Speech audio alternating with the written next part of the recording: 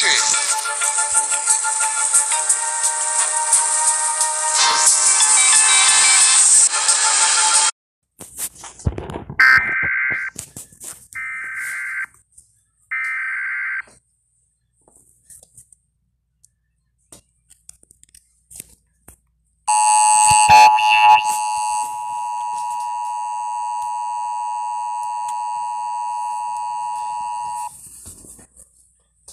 The National Weather Service in Salt Lake City has issued a winter storm warning for heavy snow, which is in effect from 6 p.m. this evening to 9 a.m. Mountain Standard Time Wednesday. The winter storm watch is no longer in effect.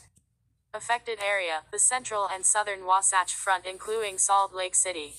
Snow accumulations: total amounts of 6 to 12 inches are expected through Wednesday morning.